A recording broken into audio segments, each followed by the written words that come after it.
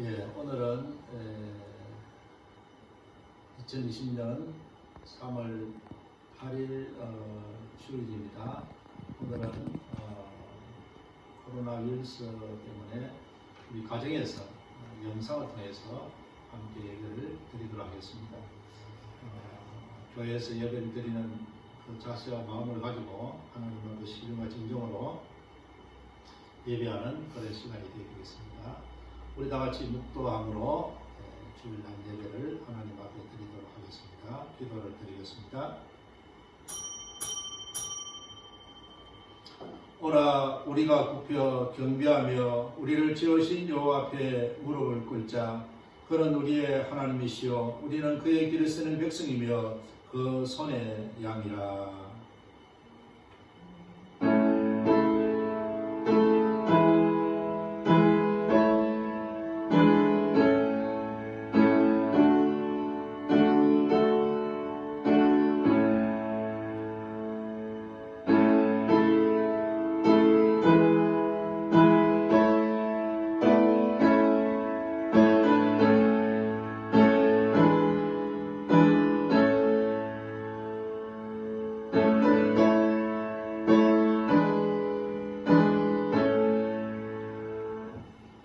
거룩하신 하나님 아버지, 은혜와 사랑을 감사를 드립니다.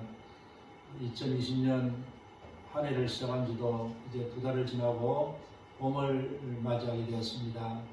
오늘은 특별히 일본 전역에 퍼져 있는 코로나 바이러스 때문에 저희들이 이렇게 가정에서 영상을 보며 하나님 앞에 예배를 드립니다.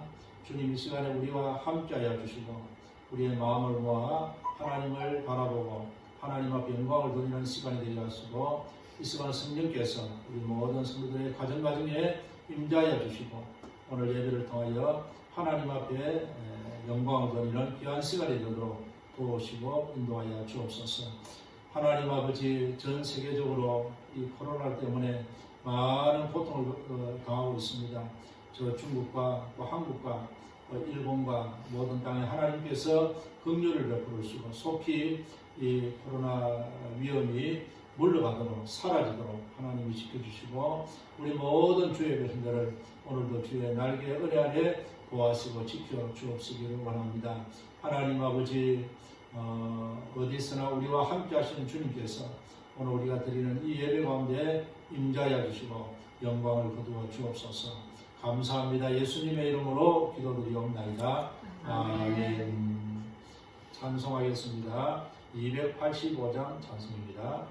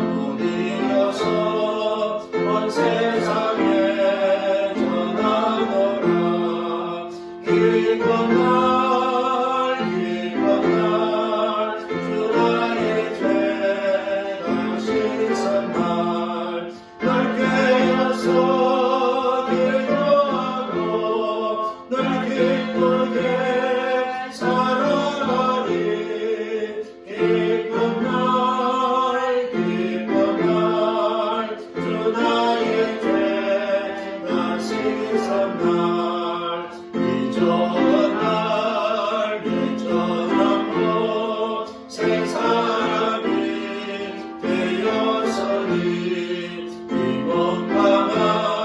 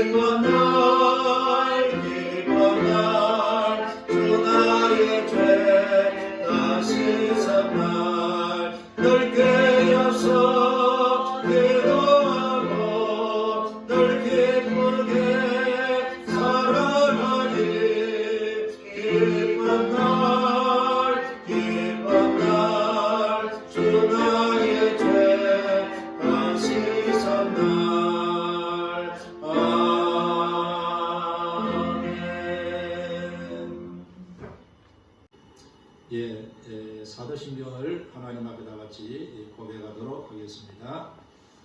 시도 신조 와레와 덴치노 주크리누시 젠노노 지치나로 카미요 신저 와레와 손을 돌리고 와레라노 슈 예수 그리스도 신저 슈와 세레니 요리테아로리 오돔의 마리아 요리 우나레 본티오 빌라도로 모토니 그루시미오케 주지까지 드게라레 시니테 호모라레 요미리 구다리 미카네미 신노우치오리 요미가이리 덴니 노보리 젠노노 치치나루 가미노미기니 자시다마이리 가시코요리 기타리테 이케로모노토 시니타루모노토 사바키다마와 와레와 세레요 신저 세이가로 호도노 교카이 세이토노 마지와리 절미노 이러시 하나다노 요미가이리 도코시에노 이노치오 신저 아멘.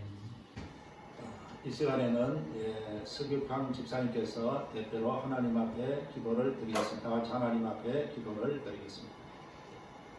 참 좋으신 하나님 감사합니다. 내 의지와 상관없이 성전에서 예배할 수 없는 날들이 왔습니다. 주님, 우리가 어떤 모습이든지 믿기만 하면 내가 너와 끝까지 함께 하겠다는 주님의 약속의 말씀을 가슴에 품고 우리가 어떤 선택을 하든지 내가 너의 선택을 존중하겠다는 주님의 배려도 저희가 언제나 배웁니다. 우리를 찾아오신 주님을 배반자가 때론 이것이 우리의 모습일 때도 있습니다. 그러나 우린 주님을 알아볼 수 있는 믿음과 능력을 주님께서 저희가 노력할 수 있도록 언제나 지켜주시고 도와주옵소서. 주님을 알아보고 주님을 아는 것이 구원의 시작이라는 것을 알 수 있고 바른 선택을 하면서 에너지가 넘치는 예배에 모여 참석할 수 있게 주님 도와주옵소서.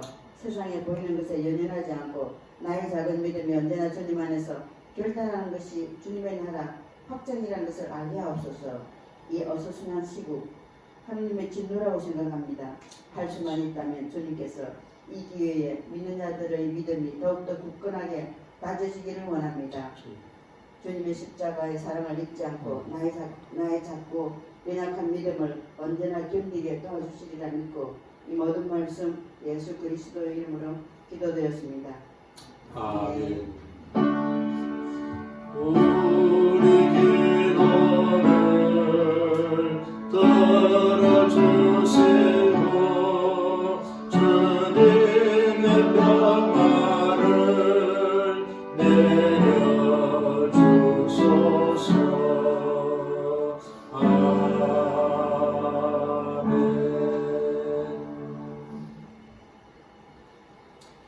하나님의 말씀을 읽겠습니다. 오늘 누가복음 10장 25절에서 37절 말씀입니다.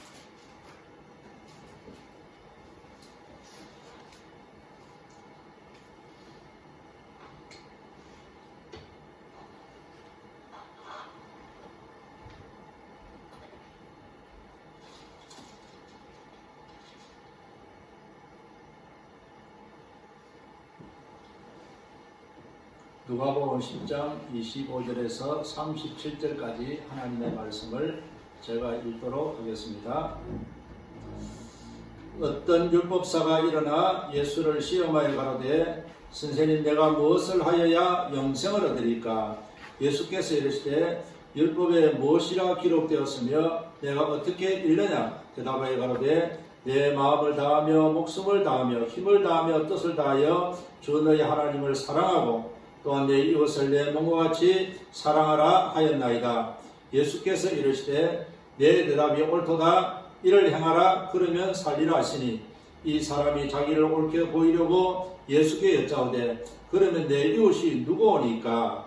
예수께서 대답하여 가라사대 어떤 사람이 예루살렘에서 여리고로 내려가다가 강도를 만나매 강도들이 그 옷을 벗기고 때려 그반 죽은 것을 버리고 갔더라. 마침 한 제사장이 그 길로 내려가다가 그를 보고 피하여 지나가고 또 이와 같이 한 여인도 그곳에 이르러 그를 보고 피하여 지나가되 어떤 사마리아인은 여행하는 중 거기 이르러 그를 보고 불쌍히 여겨 가까이 가서 기름과 포도주를 그 상체에 붓고 싸매고 자기 짐승에 태워 주막으로 데리고 가서 돌봐주고 이튿날에 데나리온 둘을 내어 주막 주인에게 주며 가로되 이 사람을 돌보아주라. 부비가 더들면 내가 돌아올 때 갚으리라 하였으니 내 의견에는 이 세 사람 중에 누가 강도받는 자의 이웃이 되겠느냐? 가로되 자비를 베푼 자니다. 예수께서 이르시되 가서 너도 이와 같이 하라 하시니라. 아멘. 예, 오늘은 성가대 찬양은 없고 이어서 바로 설교를 하도록 하겠습니다.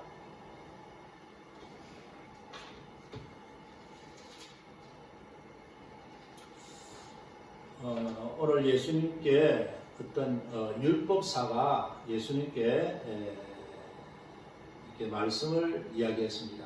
이 율법사라고도 할 수 있고 서기관이라고도 할 수 있는 성경 말씀에 아주 이렇게 정통한, 많이 알고 있는, 잘 알고 있는 한 사람이 예수님을 무슨 시험을 하려 했는지 모르지만은 아무튼 예수님께 내가 무엇을 하여야 영생을 얻으리까? 그렇게 예수님께 물었던 것입니다.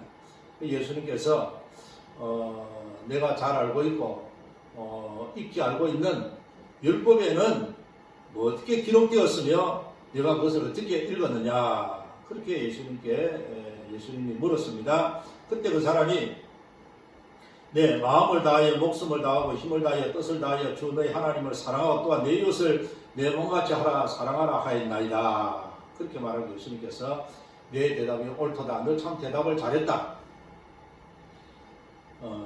대답만 옳게 할 것이 아니라 이를 행하는 사람이 되라. 그러면 살리라. 그렇게 예수님이 말씀하시니까 이 사람이 또 이제 자기를 이렇게 아주 이렇게 뽐내려고 자랑하려고 예수님께 그러면 내 이웃이 누굽니까? 그렇게 예수님께 물었다는 것입니다. 예수님께서 우리의 이웃이 누구인가? 라는 것을 보여주는 이제 말씀으로 오늘 이 어떤 한 강도가 강도를 만났는 사람, 어떤 한 사람 여행하는 중에 강도를 만났는데 이런 사람들이 지나가다가 결국 사마리아 사람이 이 사람을 도와주었다. 그래서 그 서기관에게 내 생각에는 누가 이 강도 만난 자의 이웃이 되겠느냐? 그 서기관이 자비를 베푼 사마리아 사람입니다. 예수님께서 가서 너도 이와 같이 하라 하시면서 오늘 이 대화, 이 내용을 예수님께서 마무리하셨습니다. 오늘 우리의 이웃이 누굽니까? 라는 제목으로 같이 말씀을 전하기를 원합니다. 먼저 오늘 그 예루살렘에서 여리고로 여행했던 이 사람의 상태와 모습을 먼저 살펴보기를 원합니다. 그 예루살렘에서 여리고로 가는 길은 그 당시에 예루살렘과 주변 사람들에게 아주 유명할 정도로 알려진 그런 특별한 길입니다. 예루살렘은 해발 높이 한 700m, 지상에서 아주 높은 언덕 위에 예루살렘의 그 도시가 형성되어 있습니다. 그런 반면에 이 여리고는 우리가 사는 이 지표면보다 더 낮은 지방, 가장 낮은 지방은 우리가 아는 사해바다입니다. 사해바다. 세계에서 가장 그 해수 바다보다 더 낮은 지역이 있는 것이 이 사해바다입니다. 사해바다는 한 400m나 밑에 더 내려가야 되는 그런 곳입니다. 그리고 그 사해바다에서 예루살렘으로 올라오는 그 길 입구가 여리고입니다. 그래서 여리고도 사해바다 거의 지표면이 이렇게 해면보다 더 낮은 지역, 한 300m 정도 그렇게 낮은 지역에 있습니다. 그래서 예루살렘이라는 것은 그 700m 높은 거리에서 아주 여리고가 가는 게 한 30km 되는데 그 가는 길이 한 1000m까지 내려가기 때문에 내려가는 길이 아주 급경사로 되는 그런 낮은 길임을 알 수가 있습니다. 작년에 우리 선교사님들이 같이 성전을 순례하며 정말 그 예루살렘의 높은 집에 여리고의 낮은 지역까지 우리는 버스를 타고 이제 내려가고 올라가고 해봤는데 정말 그 길이 굉장히 이렇게 가파른 그런 길이었음을 체험했습니다. 그 당시에 길은 좁고 돌이 많아 울퉁불퉁하였으며 강도들이 기습하기 좋은 조건인 아주 급한 이렇게 좁은 그런 굽은 길로 되어 있는 것입니다. 5세기에 제롬이라는 사람은 그 길은 당시에 붉은 길 또는 피의 길로 불려지고 있다고 전해지고 있습니다. 그리고 19세기의 기록을 보니까 그 길을 안전하게 이용하기 위해서는 그 지방 족장에게 보증금을 지불해야 그 길을 지나갈 수 있을 정도로 그런 위험한 길이었던 것입니다. 최근 1930년도에 이르러서도 그 길을 지나가려면 어둡기 전에 집에 닿도록 하라는 경고를 받았다. 왜냐하면 그 지역은 도둑들이 늘 출현해서 특별히 차를 세우고 여행자나 관광자들의 것을 강탈하고는 어떤 경찰이 닿기 전에 산으로 도망해버리는 명수들이 많기 때문에 그렇게 어둡기 전에는 급히 집으로 돌아가야 된다. 그런 이제 이야기가 최근에도 있었던 것입니다. 예수님께서 이야기를 했을 때는 당시에 예루살렘에서 여리고로 통하는 이 길 위에서 빈번하게 발생하고 있는 이런 사건을 염두에 두고 이야기를 하고 있었던 것입니다. 오늘 본문을 보니까 먼저 등장인물을 살펴보니까 예루살렘에서 여리고로 내려갔던 한 여행자를 우리가 살펴볼 수가 있습니다. 이 사람은 한마디로 말하면 주책 없는, 대책 없는 그런 사람 같습니다. 확실히 무모하고도 참 사리를 분별하지 못하는 그런 사람 같습니다. 당시에 사람들이 여행을 하든지 또 상품이나 감다른 물건을 운반할 때는 반드시 혼자 가서는 아니 되고 함께 이렇게 무리를 지어서 여러 사람 함께 그렇게 가야 했습니다. 안전을 위해서 많은 사람들이 이렇게 호의를 받거나 이렇게 해서 여리고로 가야 되는 그런 길이었던 것입니다. 그래서 이 사람이 강도를 만난 것은 다른 도리가 없습니다. 그냥 그 길을 자기가 선택한 것입니다. 자기 책임. 이 위험한 길을 알면서도 그렇게 자책할 수밖에 없는 그런 이제 여행자였음을 알 수가 있습니다. 두 번째로 이 강도받는 사람들을 있을 때 거기에 등장하는 한 제사장이 등장합니다. 이 사람은 급히 그를 보고 피하여 지나갔다 그랬습니다. 왜 그러냐면 민수기 19장 11절에 죽은 사람을 만지는 자는 7일 동안 불결하리라고 하는 하나님 말씀이 있습니다. 그래서 이 사람이 죽었는지 아니면 살아있는지 확인할 길이 없지만은 만일 죽었다면은 그럼 굉장히 두려운 일입니다. 왜 그러냐면은 만일 그 사람을 가까이 했다고 한다면은 이 제사는 불결하게 되고 그렇다면 더 이상 이 7일 동안은 성전에 가서 자기의 순번에 따라 하나님한테 제사를 드릴 수가 없는 성전에 나아갈 수도 없는 그런 이제 처지게 된다는 것입니다. 자기 때에 이룰 수 있는 그 제사의 직무를 상실하게 될 것입니다. 그래서 그는 그와 같은 위험을 무릅쓰는 일을 할 수가 없었던 것입니다. 이 사람은 어떤 사람의 도움의 요청, 사랑의 요구보다는 하나님 앞에 드리는 제사의 어떤 의식적인 직무가 그 요구가 더 우선했던 사람임을 알 수가 있습니다. 하나님 앞에 드리는 어떤 제사 의식보다 의식이 인간이 당하고 있는 이 급한 고통보다 더 그에게는 중요했기 때문에 그런 것입니다. 그 다음에 오늘 레위 사람이 또 등장합니다. 이 사람은 그냥 지나가기 전에 아마 좀 더 이 사람이 가까이 정말 죽었는가, 어떤 상처가 있는가, 아마 이렇게 더 가까이 갈 수도 있다고 생각합니다. 하지만 그 당시에 이런 것들은 도둑들이 쓰는 게임수에 빠질 위험이 있었던 것입니다. 당시에 이 도둑들이 어떻게 사람들을 이렇게 기습하고 사람들을 괴롭히냐면은 무리 가운데 한 도둑 중 무리 한 사람이 일부러 다친 척하고 쓰러지는 것입니다. 그러면 혹시 유행하는 사람이 이 다친 사람을 위해서 어떻게 왜 그렇습니까? 어디가 불편합니까? 무슨 일이고 가까이 와서 그 사람을 돌로 가까이 오면은 그때 뒤에 메고 있던 다른 무리들이 확 덮쳐가지고 그 사람을 넘어뜨리는 것입니다. 이 레위인은 안전제비라는 표를 가지고 사는 그런 종류의 사람이에요. 그런 위험을 무릅쓰고까지 남을 도울 생각이 없었던 사람이었던 것입니다. 그 다음에 이제 등장하는 사람이 사마리아 사람입니다.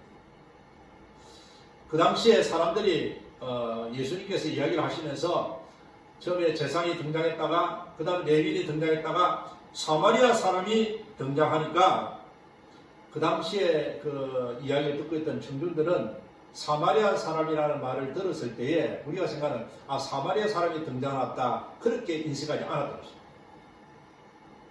어떻게 인식했는 말이 아마 어떤 아주 못된 사람, 아주 악당, 아주 그런 인물이 등장하는구나 기대를 했을 것입니다. 그냥 우리가 말하는 사마리아 사람이라고는 생각할 수 없었습니다. 이유는 그 당시에 유대인들은 사마리아 사람과 접촉을 하지 않습니다. 만나지 않습니다. 거래를 하지 않습니다. 그런데 이 사마리아 사람이 그 주변 여관을 이렇게 방문을 하고 찾아가고 또 보니까 모르는 사람이 아니고 그 여관의 주인과 어느 정도 일면이 있는 만난 적이 있는 그런 관계의 사람인 것을 우리가 알 수가 있는 것입니다. 요한복음 8장 48절에 유대인들이 예수님을 사마리아인이라고 불렀던 것입니다. 그것은 여러분 사마리아 사람이라는 의미보다는 아주 이렇게 대적자다. 우리의 그 율법을 파괴하는 그런 아주 악당이라 그런 의미로 예수님을 사마리아 사람이라고 불렀던 것입니다. 이 이름은 이단자, 의식법을 파괴하는 자, 율법을 깨뜨리는 자, 아주 고약한 사람, 아주 나쁜 사람 그런 상징적인 의미로 불려졌던 것입니다. 아마 예수님께서 이 사람의 이름을 이렇게 언급한 것도 당시 서기관들이 멸시한 그런 사람이란 의미에서 이 사마리아 사람이라는 의미를 그 당 사람들은 그렇게 받아들였던 것입니다. 오늘 이 사마리아 사람 먼저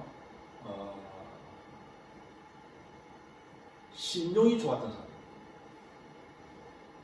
여러분 여관 주인과 어떤 그런 신뢰관계 그런 관계가 안 됐다면 어떻게 사람을 맡겨가지고 경비가 두들면 나중에 주겠습니다 그런 말을 할 수 있습니까? 그걸 여러분 보통 사람이 받아들입니까? 아닙니다. 경비를 다 주십시오. 그래야 하지 않았겠습니까? 이 사마리아 사람은 아마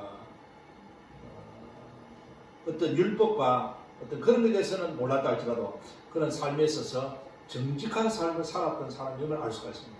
그 사람의 말을 여관 주인이 받아들이고 수용하고 믿을 만한 그런 삶을 살았던 사람인 것을 보여주는 것입니다. 또 남을 도와주려고 하는 것은 이 사람뿐이었습니다. 그는 당시에 유대인들과 이 서기관들이 아주 이단자라고 그렇게 불렀는지도 모르겠습니다. 그러나 그의 마음속에서는 하나님의 말씀이 상징하고 의미하고 축약하는 하나님의 마음인 그 자비의 마음이 그의 마음속에서는 들어있었던 것입니다. 당시 정통과 하나님의 말씀을 지켜온다고 하는 그런 사람들은 남을 돕는 일보다는 성경과 의식에 더 관심을 표시했던 것입니다. 당시 유대인들이 사람들을 멸시하고 있는 이 사람들이 이웃을 사랑하고 있다는 것을 보게 된다고 하는 것은 참 우리가 쉽게 생각할 수 있는 그런 일이 아닌 것입니다. 사랑하는 성도 여러분, 우리가 하나님 앞에 섰을 때에 하나님께서 우리를 심판하시는데 알겠습니까? 우리가 지켜나오고 우리가 고수해 나가는 어떤 교리나 어떤 의식이나 어떤 예배 절차나 그런 것으로 하나님 우리를 심판하는 것이 아니라고 했습니다. 하나님 우리를 심판하실 때 우리의 삶을 통해서, 우리의 생활 방식을 통해서, 우리의 살아온 삶을 통해서 하나님 우리를 심판하신다고 그렇게 말씀하신 것입니다.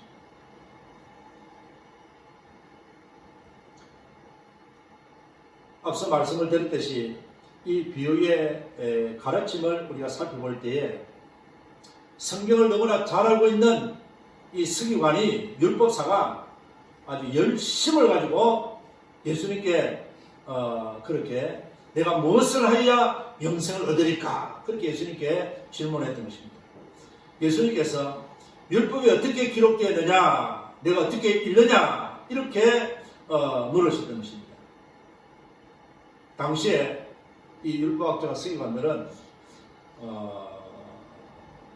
가죽 주머니 같은 것을 몸에 차고 다녔습니다. 손목에 이렇게 메고 다녔습니다. 구약 신명기에 하나님 말씀을 내 손목에 매매하는 그 말씀이기 때문에 실제로 손목에다가 하나님의 말씀을 적어서 넣어가지고 이 가죽에 달아서 손목에 메고 다녔습니다. 그 말씀들은 출애굽기 13장 1절에 10절, 또 신명기 6장 4절에서 9절, 11장 13절 20절 이런 말씀들이 들어있었는데 그 말씀들과 대부분은 바로 너는 내 하나님 여호와를 사랑하라 하는 이런 말씀들이 대부분 들어있던 것입니다. 거기다가 이 서기관은 더 열심히 있어서 보통 사람들이 넣는 이 내 하나님을 사랑하는 그 말씀에다가 레위기 18장 19절을 첨가해서 이웃을 내 몸과 자기 몸과 같이 사랑하라는 그 기술도 거기 넣어서 가져오셨던 것입니다. 당시에 이 서기관들과 랍비들은 아주 어떤 하나님의 말씀에 대해서 이렇게 정의를 내리는 것, 해석을 하는 데 대해서 아주 열심히 썼습니다. 그래서 하나님께서 내 이웃을 내 마음에 사랑하라는 내 이웃이 누구인가에 대한 정의를 내리고자 이웃이 누구냐 해서 아주 해석을 하고 설명하고 정의를 내리는 일에 아주 열심히 했던 것입니다.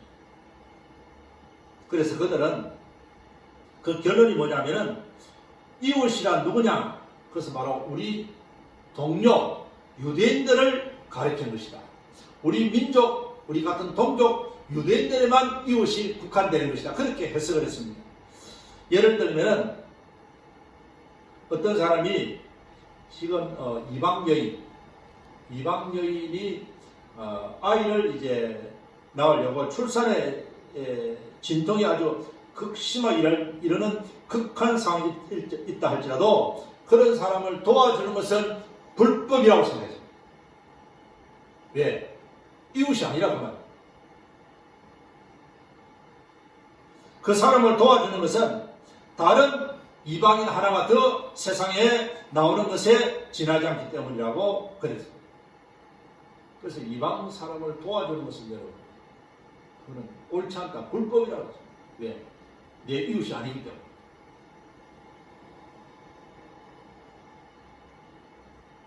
이런 뜻을 가진 이 율법사가 내 이웃이 누굽니까? 예수님께 물었던 것입니다. 예수님은 이 대답을 들으시고 오늘 이야기를 예수님께서 말씀하여 주신 것입니다. 오늘 이 말씀을 통해서 먼저 우리가 생각할 때에 그 이웃 속에 자신이 자초해가지고 자기가 잘못해가지고 어려움이 빠진 삶이 있지 않습니까? 그냥 막 모르고 신천지로 들어가가지고 그게 하나님의 말씀인 줄 알고 예수를 잘 믿는 줄 알고 거기 들어가 거기 빠져가지고 지금 바이러스에 감염이 돼가지고 지금 죽는 사람이 얼마나 많이 있습니다. 이런 무모한 행위로 저지른 예언자처럼 스스로 불행을 초래한 사람이라 할지라도 그 사람을 이웃으로 생각하고 도와주는 것이 그게 하나님의 마음이며 하나님의 생각입니다. 어떤 민족, 어떤 사람이고 간에 필요한 중에 있는 사람, 도움이 필요한 사람, 우리의 손길을 기다리는 사람, 우리의 도움이 필요한 그 모든 사람은 인종을 넘어서 모두가 이웃이라는 것을 우리에게 보여주고 있습니다.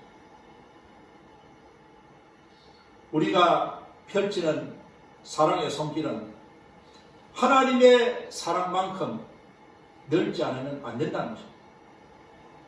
하나님은 악인이나 선인이나 어떤 사람이랄지라도 똑같이 비를 내리시고 은혜를 베푸시는 하나님이라고 예수님 말씀하셨습니다. 너희 하나님의 온전하신 같은 이도 온전하라고 예수님께서 산상권에서 말씀하여 주셨습니다. 오늘 우리의 주변에 우리의 도움이 필요한 모든 사람은 우리의 이웃임을 주님이 말씀하고 있는 것입니다. 나아가서 우리가 남을 돕는다는 것은 실제적이게 하며 단순히 어떤 감정, 동정 그런 것을 느끼는 것에서 그쳐서는 안 된다는 것입니다. 의심할 일도 없이 오늘 제사장과 레위인도 지나가면서 그 고통받으며 죽어가는 그 사람에 대해서 어떤 연민의 감정을 안 가지겠습니까? 지금 죽어가는 저 사람 보고 그런 감정을 모두가 다 느꼈을 것입니다. 그러나 그들은 아무런 일도 하지 않았던 것입니다. 동정이 참된 동정이 되기 위해서는 행동으로 구체적으로 나타나지 않으면 안 된다는 것입니다. 예수님께서 내 이웃이 누굽니까? 예수님 이야기를 하신 다음에 내 생각에는 이 강도 만난 자의 이웃이 누가 되겠느냐? 예수님이 물었습니다.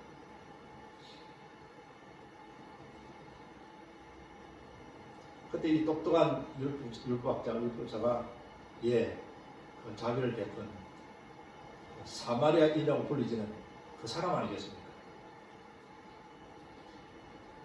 예수님께서 오늘 이 율법사와 그 만남, 오늘 하신 이 말씀의 최종 결론으로 가서 너도 이와 같이 하라 그렇게 말합니다.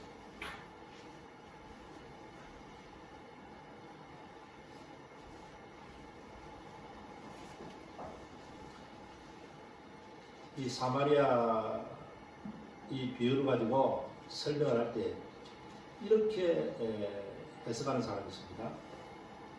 이 예루살렘에서 여리고로 가는 것은 하나님을 떠나 세상으로 가다가 강도를 만난 사람인데 그는 사단을 만난 사람 같다. 그냥 다 잃어버려가지고 막 재산 다 확 잃어버린 그런 사람 같다. 그래서 나중에 이 선한 사마리아 사람은 바로 예수님이다. 예수님을 만나야 우리가 구원을 받고 살 수가 있다. 그래서 죽어가는 우리에게 찾아오신 예수님이 바로 선한 사마리아 사람이다. 그렇게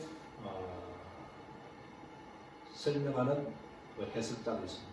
그러나 여러분, 우리가 그렇게도 볼 수 있지만, 그러나 이 말씀에서 가르치는 것은 선한 사마리아 사람이 예수님이다.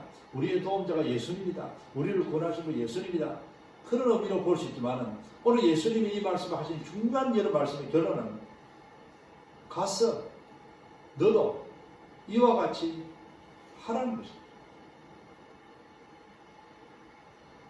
그게 이 비유와 말씀의 결론이죠.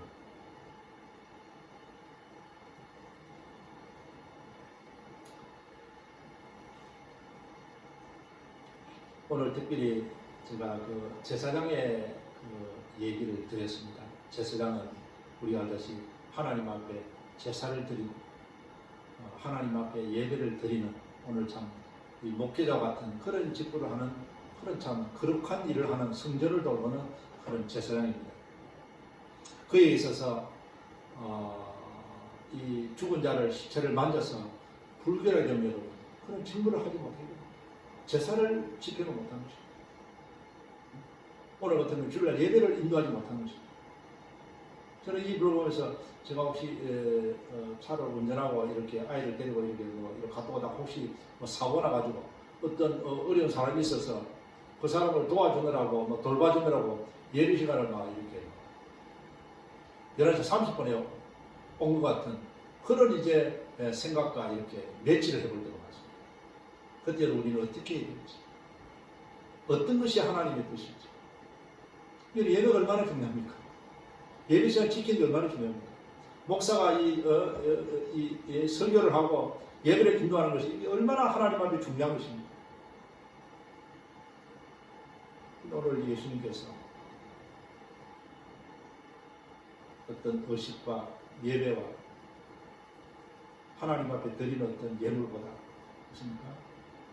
이 도움이 필요한 사람을 돌보고 살피고 그들을 가서 이렇게 붙드는 것이 이게 그 중요함을 예수님께서 말씀하여 주신 것입니다. 우리 제가 신학교를 졸업한 우리 교단 고신교단은 이 신앙의 절개를 위해서 목숨을 걸었던 신자참배를 반대하다가 그때 한국의 98%, 7%, 8% 한국교회 목사님들과 교회가 전부 다 신자참배를 다 했습니다. 그렇습니까? 우리 생각할 때 뭐 신자참배를 안 한 주기철 목사님, 손장 목사님을 이렇게 존경하고 막 자랑하지만은 그 사람 여러분 1000에 1명 그렇습니까?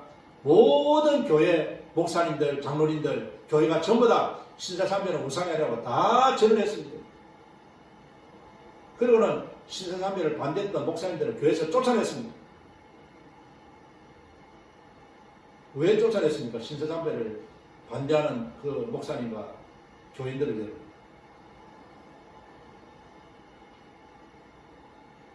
그런 여러분 한국교회가 악을 저질렀습니다.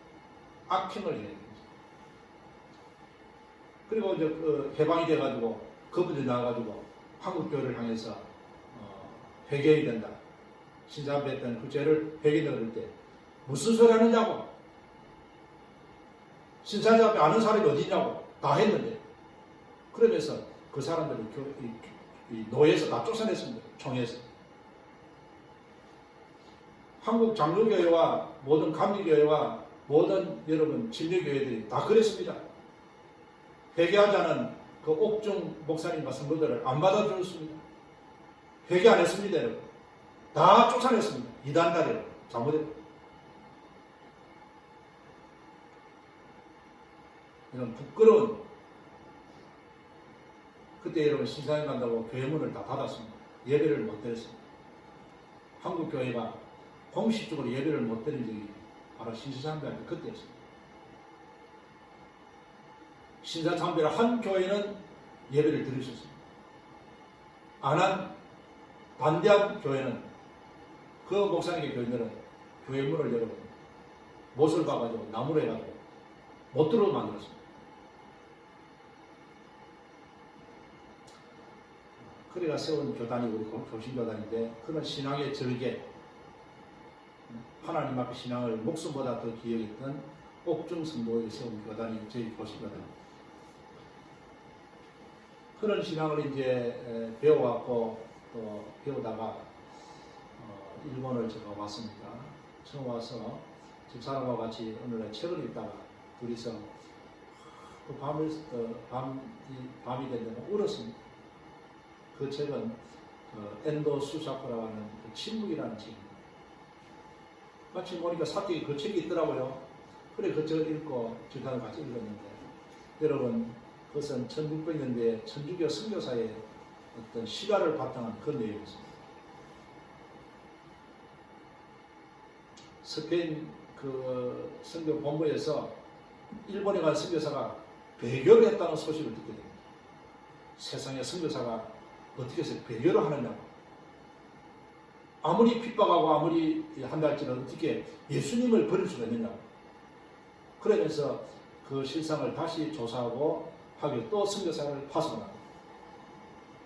그리고 선교사가 일본에 다시 파송해 옵니다. 아니 어떻게 선교사가 핍박을 당한다고 목숨을 버릴지언정 어떻게 배교를 할 수 있느냐고. 그러면서 일본의 선교사가 다시 강도에서 이런저런 이제 일본에 잠입에 들어와서 배교에 숨어 사는 그리스도를 만나게 되고 또 도망다니는 자도 만나게 되고 고통당하는 자도 보게 되고 그러면서 같이 포기하다 결국 선교사도 잡히게 됩니다. 그래서 이제 추행을 당하게 됩니다. 그때에 이 선교사를 잡아왔던 오늘 말은 경찰이겠죠. 그 담당 책임자가 하루는 이제 낮에 와가지고 그 선교사를 보면서 이렇게 빙그레 웃으면서 아주 장담을 합니다. 오늘 밤 당신은 앞서 했던 선교사와 똑같이 당신은 배교를 할 것입니다. 선교사가 그런 말을 할 수가 없습니다. 나는 어떤 이스도 배교를 하지 않을 것입니다. 여기서 죽을지라도 나는 예수님을 버리지 않겠습니다. 그렇게 서로 장담을 합니다. 그날 저녁이 되었습니다. 선교사는 이제 내일이면 이제 처형을 당할 것을 알기에 마음이 착잡했습니다. 그러나 내가 죽을지라도 어떤 고문을 당할지라도 나는 절대 예수님을 배반하지 않을 것이다. 나는 어떤 이더라도 예수님의 사진을 밟고 지나가지 않을 것이다. 지금이라 예수님 사진을 밟으면 살려주겠다고 하는 구매가 그때 일본에서 나왔지 않습니까? 제일 처음. 그래서 선교사는 아주 다짐을 합니다. 그래서 이제 밤 자정이 좀 되었을까요? 잠이 오지 않습니다. 내일 죽을 것 생각하니까 잠이 오겠습니까? 그러면서 지금까지 살아왔던 지난해 삶들을 돌아보게 되고 그러면서 마음이 참 냉정하게 자신을 돌아보고 잠을 잘 수 없었습니다. 근데 옆방에서 무슨 소리가 나는 거죠. 들어보니까 코 고는 소리 같았습니다. 아마 간수가 잠에서 코를 고는 것 같습니다. 그러니까 뭐 화가 나는 것입니다. 나는 지금 나는 내일 죽음을 앞두고 이렇게 나는 잠을 자지 못하겠는데 저 사람은 저렇게 태연하게 잠을 자면서 코를 고는구나. 그렇게 막 화가 났습니다. 그런데 그 소리를 가만 들으니까 코 고는 소리가 아니었습니다.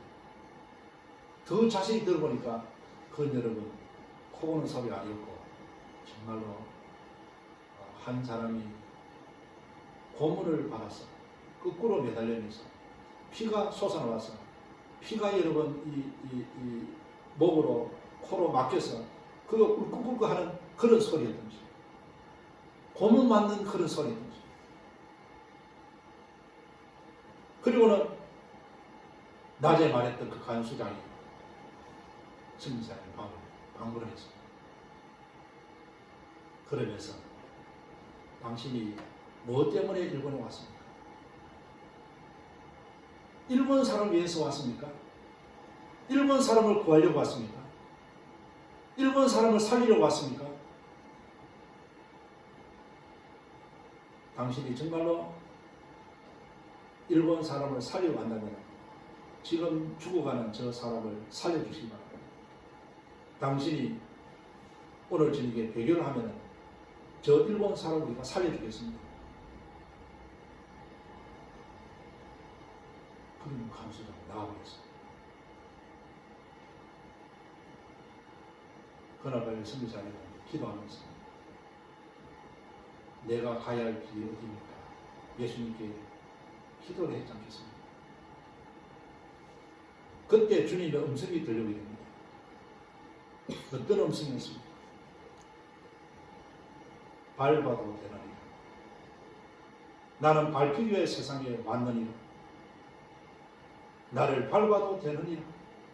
나는 밟혀도 되느니라. 나는 밟아도 되느니라. 그런 주님의 음성이 들리는 것입니다. 그래서 그 선교사는 후미에 예수님의 사진의 얼굴에 발을 밟고 감옥에서 나오게 됩니다. 그래서 죽어가는 그 일본 한 사람을 살려주게 됩니다.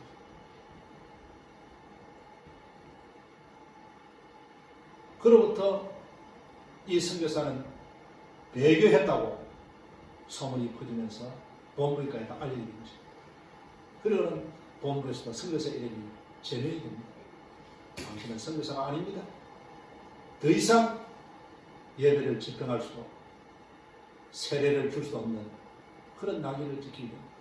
그리고 배교자라는 닉네임 이름이 찍히고 더 이상 고국으로 돌아갈 수도 없고 일본에 남아서 일본 정부가 주는 자그마한 어떤 오두막집에서 그런 평생을 살게 됩니다. 선교사의 명예와 자존심과 이름과 영광과 모든 걸 다 잃어버린 채 배교자라는 그 찍힌 낙인을 가지고 마지막까지 남은 생명을 살아간다는 그 내용이 침묵에 나오는 그 내용이었습니다.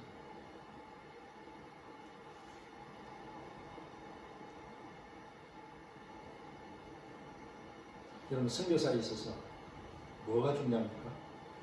선교사의 이름 아니겠습니까? 하나님 앞에서의 행하는 어떤 직무 아니겠습니까? 사람을 살려서 만나서 예수 믿게 해서 그 사람에게 세례를 주는 거예요. 이보다 더 귀한 일이 어디 있겠습니까? 이보다 더 소중한 일이 어디 있겠습니까? 그걸 위해서 목숨을 걸고 참 인도양을 건너서 목숨을 걸고 배를 타고 그 선교사가 일본에 왔지 않습니까? 그리고는 잡히면 죽을 수 있는 그 위험한 상황에서 그 수교를 지내면서 그 어려운 가운데도 그것 때문에 목숨 걸고 복음을 전하고 성도들을 만난 거 아니겠습니까? 그런데 그는 마지막에 그 선교사의 영광과 이름도 다 내려놓을 수 없겠죠. 무엇 때문입니까? 그 고문으로 죽어가는 그 한 사람을 살리기 위해서, 그 한 사람을 살리기 위해서 자신의 명예와 이름을 다 내려놓으면서 마치 예수님께서 우리를 권하시나요? 하늘에서 예수님의 하나님 아들의 영광과 그 모든 걸 다 버리고 이 땅에 오시고 낮은 자리에 오셔서 우리를 권하여 주신 거죠. 그 침묵의 그 책을 저와 집사람은 참 평생 잊을 수 없는 그런 책이라고 생각합니다. 그리고 작년에 그 침묵 소설의 책을 썼던 앤도 슈샤크가 책을 집필했던 그 배경이 되었던 나가사키도 저희들이 방문을 하면서 그 장소를 둘러보았습니다. 숨어서 예수 믿었던 사람들이 많이 있었던 그곳이 나가사키 지방이 아닙니까? 오늘 예수님께서 우리의 진정한 이웃은 누구냐? 우리의 도움이 필요한 사람입니다. 어떤 관계, 어떤 인종, 어떤 여러분 형편을 떠나서 우리의 도움이 필요한 사람, 우리의 손길이 필요한 사람, 그런 사람이 우리의 이웃이라고 예수님이 말씀하십니다. 이 말씀을 우리가 기억하면서 너도 가서 너도 이와 같이 하라, 주님의 말씀을 기억하는 저와 우리 성도 되시기를 주님으로 축원드립니다. 기도하겠습니다. 하나님 아버지 감사합니다. 죽어가는 우리를 위하여 예수님은 하늘 보좌의 이름과 명예와 영광을 버리시고 낮고 낮은 가장 낮은 자리인 우리의 자리에 오셔서 우리를 살리시고 주님이 십자가에서 죽음을 당하셨습니다. 그 은혜로 우리가 구원을 받은 주의 백성인 것을 기억합니다. 오늘 주님께서 오늘 율법사와의 대화를 통해서 우리가 진정으로 살아와 선제될 대상은 우리의 도움이 필요한 사람이라고, 어떤 관계를 떠나서, 어떤 인종을 떠나서, 나라와 민족을 떠나서 도움이 필요한 사람은 우리의 이웃이라고, 하나님의 마음은 모든 사람을 향하는 하나님의 마음이라고 우리에게 말씀하여 주셨습니다. 주님, 오늘 우리가 주님께서 우리에게 행하신 은혜를 기억하며 우리도 모든 사람에 대해서 우리의 도움이 필요한 자들에게 너도 가서 이와 같이 행하라 하신 주님의 말씀을 기억하며 이 땅에서 이렇게 사랑을 나타내며 살 수 있는 저희들 되도록 은혜를 베풀어 주옵소서. 특히 이 코로나 바이러스로 인해서 많은 사람이 고통을 받고 있습니다. 죽어가고 있습니다. 하나님 긍휼을 베풀어 주시고 우리가 저들을 사랑할 수 있는 마음도 주시고 또 우리가 주님의 마음으로 그들 위해서 손을 내밀어 기도할 수 있도록 은혜를 더하여 주옵소서. 예수님의 이름으로 기도드리옵나이다. 아멘. 찬송가 288장을 찬송하면서 헌금을 하나님 앞에 드리겠습니다. 예수를 나의 구주 삼고 성령과 피로서 거듭나니 이 세상에서 내 영혼이 하나님과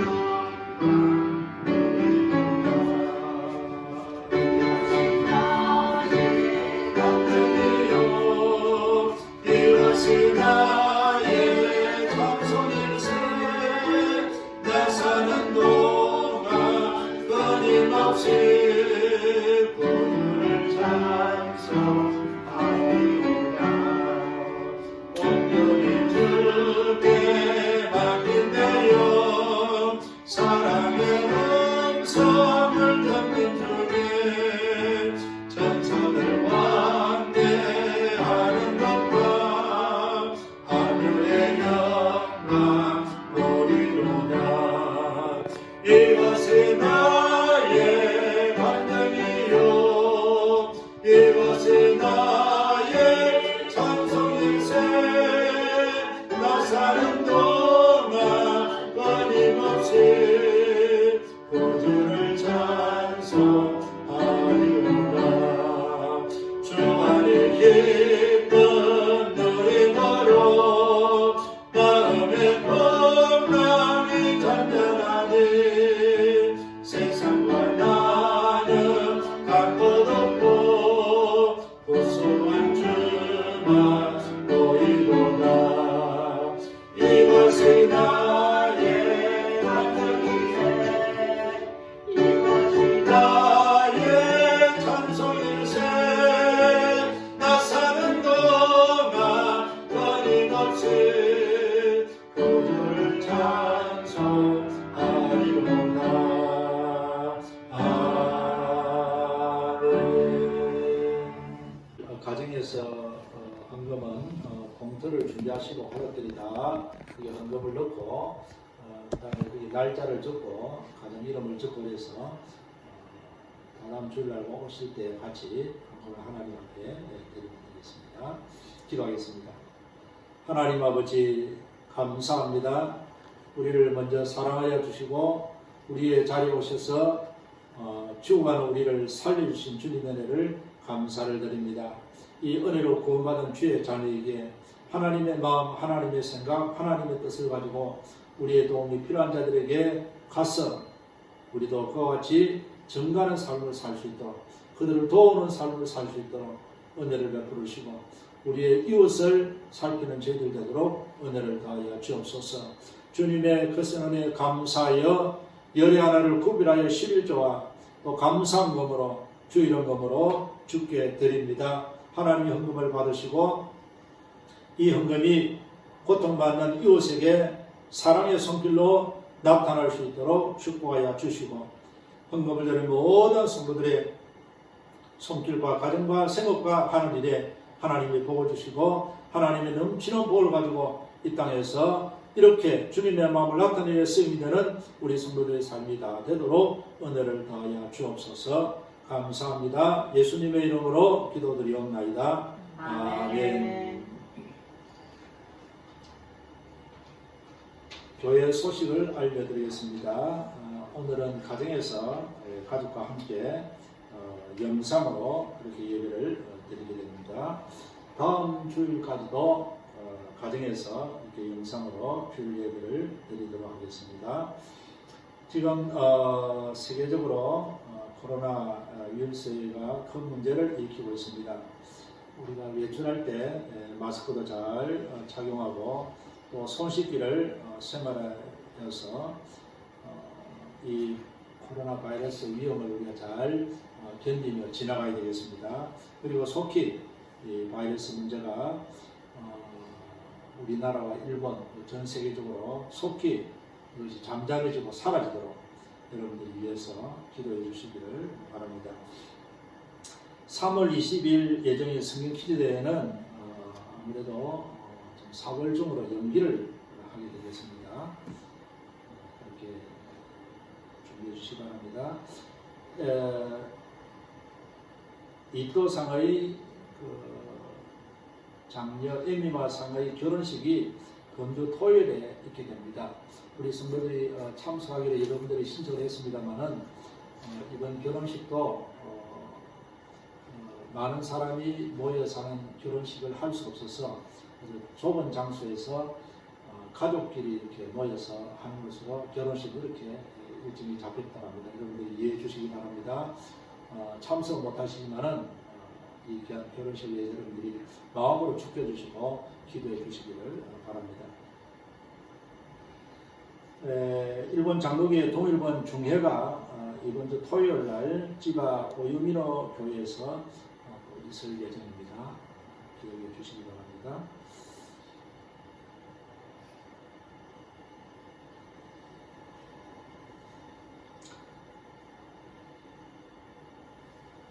코로나 때문에 우리가 모이지를 못하고 이렇게 가정에서 예배를 드리고 그렇게 하고 있습니다. 그 다음 주 만날 때까지 여러분들이 건강하게 그렇게 생활하는 그런 기간이 되고 다음 주일날 기쁨으로 건강한 모습으로 하나님의 전에서 여러분들을 만나줬으면 좋겠습니다. 그동안 여러분 다 조심하시고 그렇게 지내시기를 바랍니다. 예, 찬송하겠습니다. 쉬와 나의 오마고리 사랑하시겠습니다.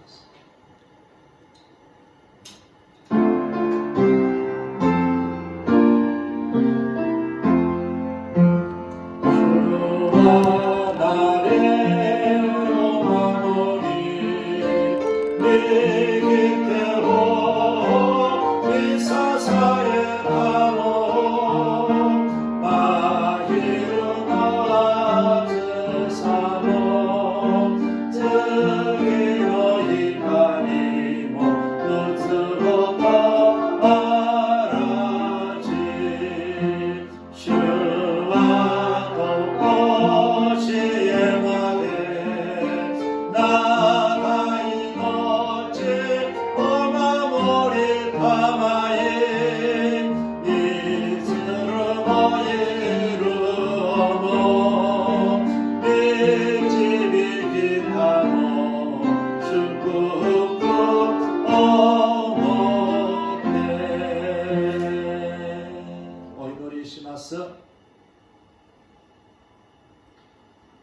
我らの主イエスキリストの恵み、父なる神様の豊かな愛と聖霊様の交わりがあなた方一同と共にありますように。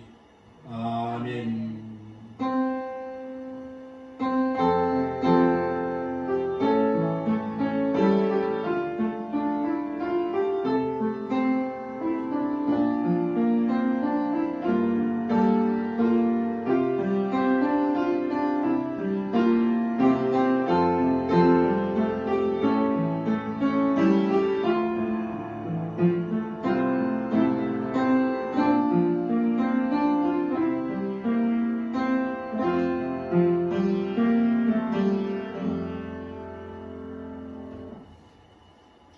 이상으로 주일 예배를 마치도록 하겠습니다. 감사합니다.